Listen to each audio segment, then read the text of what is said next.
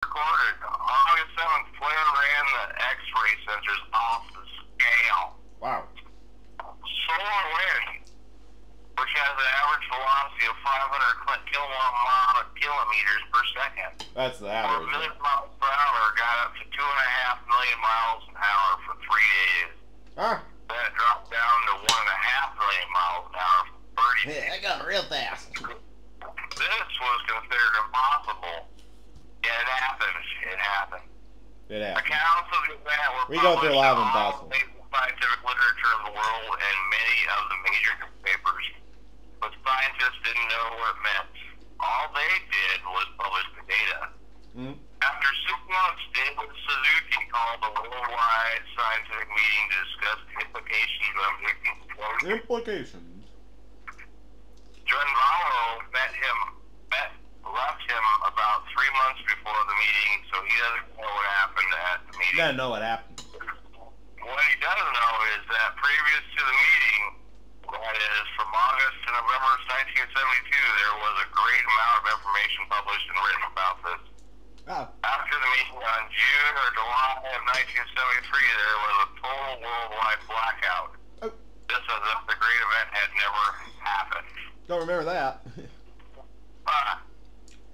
If the Syrians had not intervened, the explosion would have definitely killed us all. Oh, right. It would have killed everything on the planet right down to the microbial and algal. Are those the Watchers?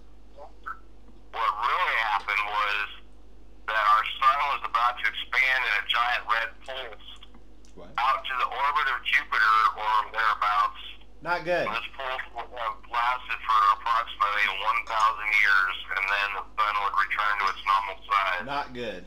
If we had been prepared for this, that is, consciously prepared, if we were at Christ consciousness level or higher, we could have just turned to it, and it would have been a beautiful trip. Oh, okay. But since we have fallen so far in consciousness from the events in Atlantis, I think we were ready for it. We just don't know it. 1,000 years ago and had not yet moved into Christ consciousness, we certainly were not prepared. I think they just don't know we were prepared. We were prepared. Oh, here we go. At the time, 144,000 different races from the other dimensional levels came in here to assist. So the 144,000 was always something about another dimension all along. 144,000. It was always had to do with another dimension. I thought it had to do with last people on Earth, but it had to do with 144,000 dimension. Anyway, they came here to help. Yeah. By mid-January 1972, about 80,000 of them had already arrived. They had a very intense discussion among themselves on the subject of the impending red pulse. And about 79,900 of these cultures said, there's no hope. There's no way. It was all by Allah's will, of course. Surviving. All by Allah's will. They went home because non-interference was their policy. The other Alhamdulillah. The Pleiadians, the Aldebarans, and the Arcturians, and others led by the Syrians decided to stay and help. Thank you, Pleiadians. Now, the Syrians not only had the hardware and software in place, but also ambassadors. The moment the situation was declared hopeless, they sent ambassadors to Galactic Command to ask for permission to carry out their experiment. If anyone at all, even just one person, in order to survive the explosion of the sun, the Syrians would have refused. But because no one on Earth was going to survive, they did receive permission. They were first asked by Galactic Command how many survivors they thought there would be as a result of their experiment. They didn't really know, but said probably at least 2, but not more than 10 will make it.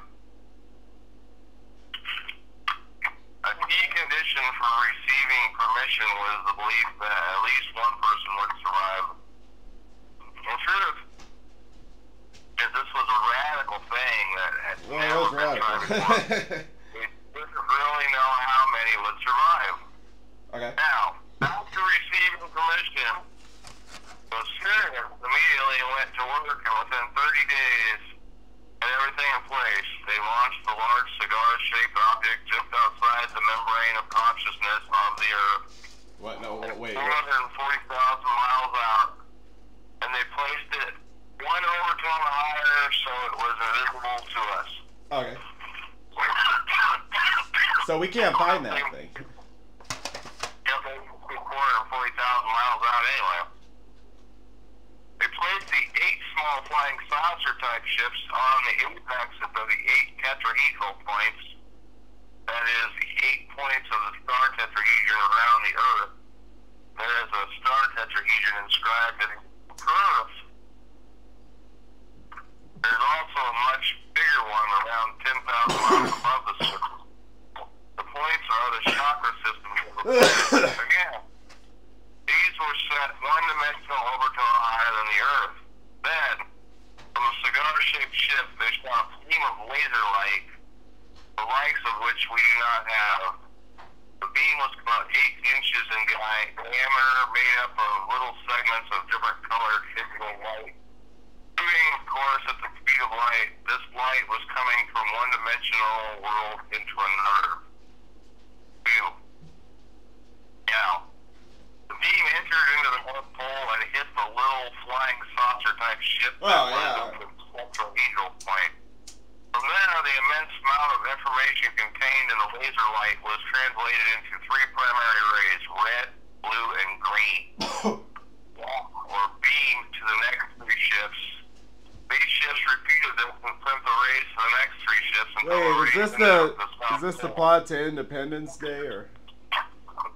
At the South Pole, they were translated back into information and shot into the center of the Earth. From the center of the Earth, by refraction, the information came out in little tiny beams of light by billions all over the whole planet. As these beams of light came out through the center of the Earth, they connected to all the humans and animals on the planet. Remember, so you're talking about some hyperdimensional stuff.